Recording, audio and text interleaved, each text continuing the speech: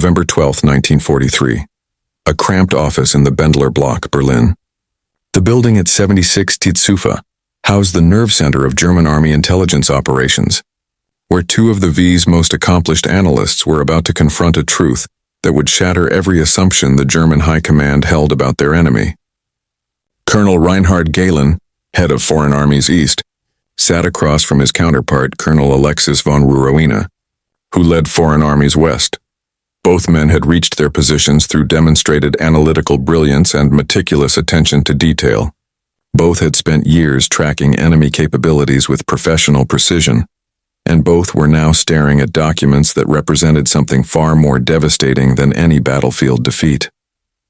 Between them lay a stack of papers that appeared unremarkable, standard American military logistics reports captured during recent operations in Italy.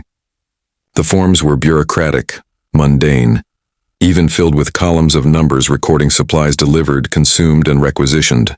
Nothing about their appearance suggested they contained information that would prove the mathematical impossibility of German victory.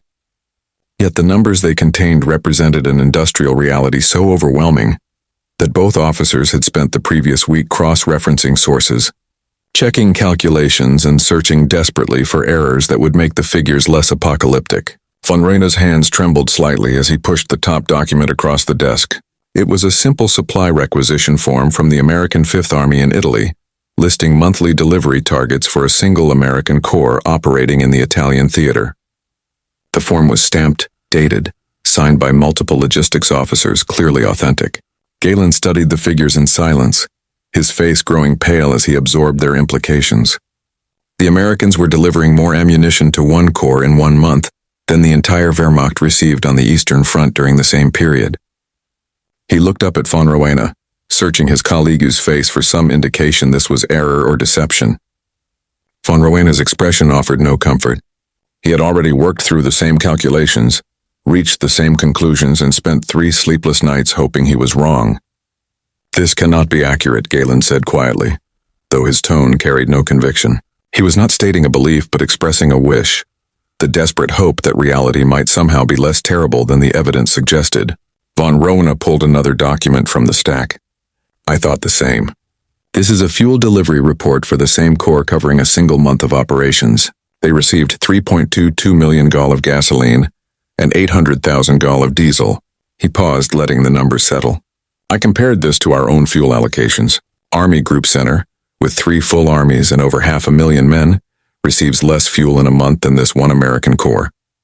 The two men had spent the past week engaged in exactly this kind of comparison, cross-referencing captured American documents with German logistics reports, P-interrogations with aerial reconnaissance data, agent reports from neutral countries with analysis of captured equipment. Every source confirmed the same impossible truth. America was not just outproducing Germany, they were operating on a scale that defied comprehension, on a level that made German industrial capacity look medieval by comparison. The numbers told a story that no amount of courage, tactical brilliance, or ideological fervor could overcome. Germany was fighting against arithmetic itself, and arithmetic always wins. The journey to this moment of terrible clarity had begun months earlier, but its roots stretched back years into fundamental miscalculations about American industrial potential. The German intelligence services had tracked Allied industrial capacity since before the war, compiling reports on factory locations, production capabilities, and resource availability. But they had consistently catastrophically underestimated what America could achieve when fully mobilized. This was not mere incompetence. The assumptions built into German strategic thinking, shaped by Nazi racial ideology and Germany's own industrial experience, made American industrial power seem impossible, even fantastical. Germany's own wartime experience colored everything they believed about industrial production. By 1943, the Reich had mobilized every available resource, stripped occupied territories of raw materials and machinery, implemented slave labor on a massive scale, and pushed its industrial capacity to what seemed like absolute limits. German factories operated around the clock. Workers put in extended shifts. Production of weapons and ammunition had increased dramatically from pre-war levels. Germany was producing tanks, aircraft, and artillery at rates that would have seemed unthinkable in 1939. Yet, Despite this total mobilization, despite conquering most of Europe and exploiting its resources, despite the desperate intensification of production under Albert Speer's direction, Germany was losing the material war. The fundamental German miscalculation began before the first shot was fired. In May 1940, President Franklin Roosevelt stood before Congress and announced that America would produce 50,000 aircraft annually as part of a massive rearmament program. Over the following months, he expanded this vision. 185,000 aircraft, 120,000 tanks, 55,000 anti-aircraft guns, and 18 million tons of merchant shipping within 2 years. These figures were transmitted to Berlin through multiple intelligence channels. When presented to Hitler and his advisors, the German leadership's response was dismissive, even contemptuous. The numbers were obviously American propaganda, they concluded, designed to intimidate Germany and boost Allied morale. The assessment seemed entirely reasonable, based on available data. In 1939, American military aircraft production totaled fewer than 3,000 planes annually. The U.S. Army ranked 18th in the world in size, smaller than Portugal's. American tanks were obsolete designs, few in number. The U.S. Navy, while substantial, was divided between two oceans and focused on coastal defense rather than power projection. How could a nation with such limited military capacity suddenly increase production 60-fold in just 2 years? It violated every principle of industrial mobilization that German experience had established. Building factories took years. Training workers required months. Developing production techniques demanded extensive trial and error. Roosevelt's proclamation seemed like the fantasy of a desperate politician rather than achievable reality. Reich Marshal Hermann Göring, head of the Luftwaffe and one of Hitler's closest advisors, reportedly laughed when he heard Roosevelt's announcement. While this account comes from secondary sources rather than contemporary German documents, multiple historians cite Göring stating that Americans could only make refrigerators and razor blades and could never produce the military equipment necessary to defeat Germany. Whether the exact quote is accurate, the sentiment it captured was certainly real. German leadership genuinely believed American industrial capacity was unsuited for military production. This assessment seemed supported by observable facts. America excelled at producing consumer goods, automobiles, household appliances, but military equipment required different expertise, different organizational structures, different engineering approaches. German industry had been preparing for war since 1933. How could American consumer goods manufacturers possibly match German military industrial capacity? The Germans failed to understand something fundamental about American industrial potential that would prove decisive. The Great Depression had idled massive amounts of industrial infrastructure across the United States. Factories sat empty or underutilized. Millions of skilled workers remained unemployed or underemployed. Machine tools that could produce components for automobiles, tractors, or refrigerators sat idle or operated at reduced capacity. What looked like economic weakness was actually enormous reserve capacity waiting to be activated. When Roosevelt called for military mobilization, he was not asking American industry to build entirely new capability from nothing. He was asking them to convert existing factories, rehire laid-off workers, and redirect machinery that was already built, installed, and proven. The infrastructure for industrial mobilization already existed, requiring only redirection rather than creation. Germany, by contrast, had no such reserve. By 1940, German industry was already operating at near capacity. The Nazi regime had been rearming since 1933, steadily expanding military production year after year. There was little idle capacity to activate, few unemployed skilled workers to rehire, minimal machinery sitting unused. German expansion could only come through building new factories from scratch, conquering territories with existing industrial capacity, or exploiting slave labor. Each of these approaches took years to implement and faced inherent limitations. The fundamental difference in starting positions, American unused capacity versus German full utilization, meant that America could scale up production far faster than Germany could match and on a far larger base. The German intelligence services, particularly foreign armies west under Colonel von Rona, had the institutional responsibility for tracking Allied capabilities. Von Rona came from aristocratic Prussian military lineage. His family had served Germany for generations. He embodied the professional Prussian officer class. Methodical, detail-oriented, committed to objective analysis. His organization collected information from multiple sources, including Luftwaffe reconnaissance flights, signals, intelligence from radio intercepts, agent networks operating in neutral countries, systematic interrogation of captured prisoners, and documents captured during military operations. Throughout 1941 and 1942, as America entered the war and began mobilizing, the intelligence picture reaching Berlin remained incomplete and confusing. Reports of American production capacity varied wildly depending on source and method. Some indicated massive increases in output, factories running multiple shifts, tens of thousands of aircraft rolling off assembly lines. Other reports suggested continued economic struggles, labor disputes, inefficient production methods, equipment of inferior quality.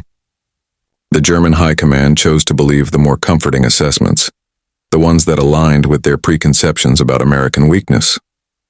This selective acceptance of intelligence was not unique to the Germans.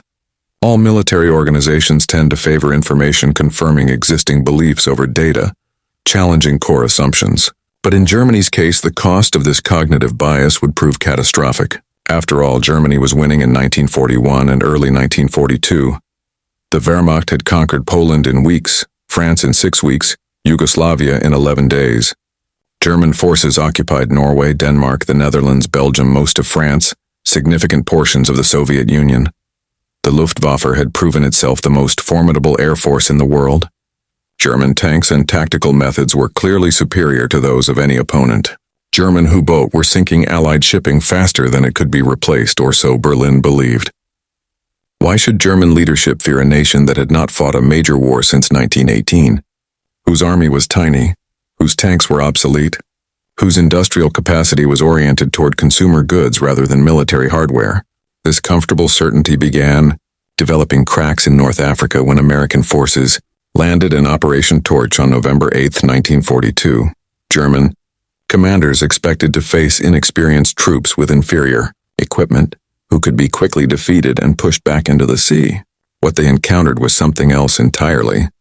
The Americans were indeed inexperienced. That assessment proved accurate. Early engagements, particularly the Battle of Kasserine Pass in February 1943, resulted in humiliating American defeats.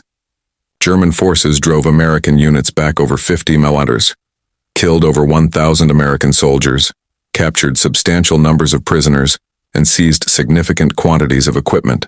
German tactical superiority was demonstrated conclusively, but something about the American forces troubled experienced German commanders. The sheer quantity of their equipment was staggering and unprecedented. American units that suffered heavy losses in battle were fully re-equipped within days, sometimes within hours. Vehicles, weapons, ammunition, supplies flowed in seemingly endless streams. German units that won tactical victories found themselves unable to exploit them, because American logistics simply absorbed the losses and continued operations without pause. Captured American supply dumps contained more material than entire German army groups possessed. American artillery fired ammunition at rates German forces could only dream of achieving. American infantry units were motorized to a degree the Wehrmacht had never achieved, even with its elite formations.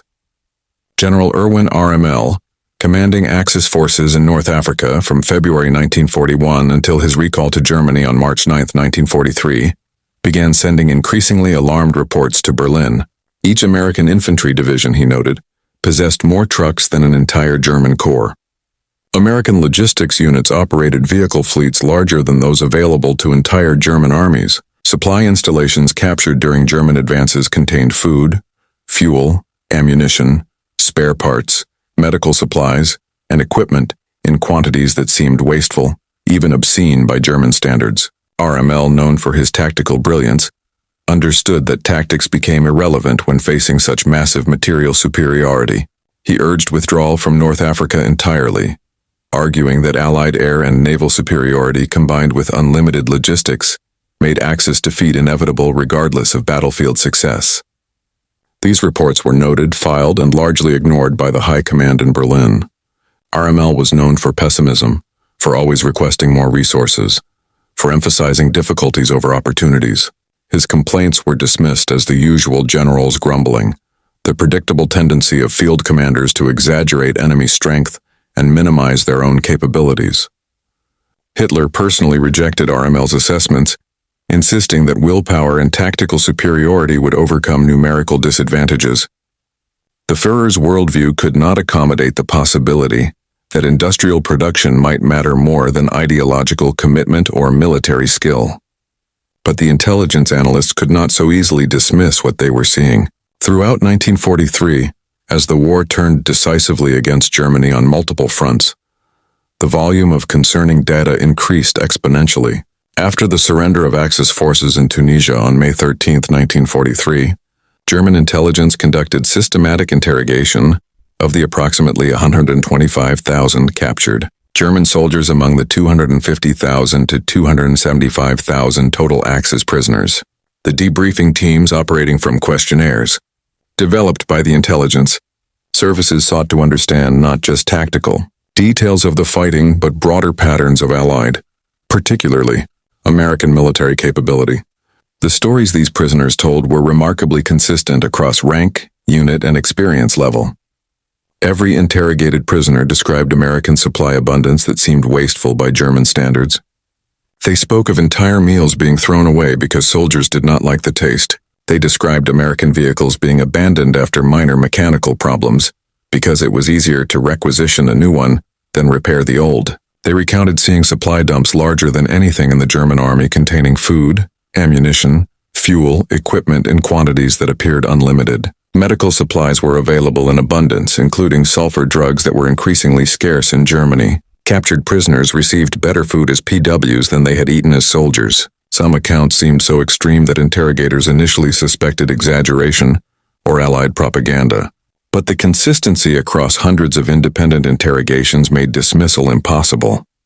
Officers and enlisted men, paratroopers and infantry, tank crews and artillerymen, all told the same stories of overwhelming American material superiority. More significantly, these accounts matched what German forces were experiencing on other fronts. In Sicily, captured in July and August 1943, German forces encountered similar patterns. In Italy, where Allied forces landed in September 1943, the pattern repeated. Everywhere German forces engaged Americans, they found enemies with seemingly unlimited supplies. These prisoner accounts, while concerning, could theoretically be dismissed as subjective impressions exaggerated by defeated soldiers trying to explain their failure. But then the captured documents began arriving in Berlin in greater numbers, and these could not be dismissed. Unlike P accounts, supply documents were clinical, bureaucratic, undeniable. They were not meant to impress or intimidate. They were simply the routine paperwork of American military logistics, the mundane forms that track supplies through the military distribution system, and the numbers they contained were apocalyptic for German strategic planning. One particular document proved especially illuminating: a monthly supply report from an American Army Corps operating in Italy during autumn 1943. The report, stamped and signed by multiple logistics officers, listed deliveries and consumption for the month. The Corps consisted of approximately 80,000 men, comparable in size to a German Army Corps. But the comparison ended there. The American Corps had received 3.2 million gallons of gasoline and 800,000 gall of diesel fuel during the month. Colonel Gallen compared this to fuel allocations for German forces on the Eastern Front. Army Group Center, consisting of multiple corps with several 100,000 men, received less total fuel in a month than this single American Corps. The disparity was not marginal. It was a difference of kind rather than degree. The ammunition figures in the same report were even more devastating. The American Corps had received 15,000 tons of artillery ammunition during the month. German Corps received perhaps 2,000 tons during the same period, and that was considered adequate supply. The Americans were firing shells at 7 times the German rate, and crucially, this was sustainable. This was not some special preparation for a major offensive, where supplies were concentrated for a brief period. This was normal operating procedure, the routine monthly supply for regular operations. The implications were staggering. American artillery could provide fire support at rates that would exhaust German ammunition supplies in days, and they could maintain this indefinitely. The vehicle replacement figures told an equally disturbing story. During 1 month of routine operations, not major battles, just normal activity, The American Corps had received 847 trucks, 127 jeeps, 43 tanks, and 68 artillery pieces as replacements for combat losses and mechanical failures. These were not additions to unit strength. These were simply replacing losses to maintain authorized equipment levels. The German army had received fewer tanks from total national production in the previous month than this one American Corps received as routine replacements. The mathematical,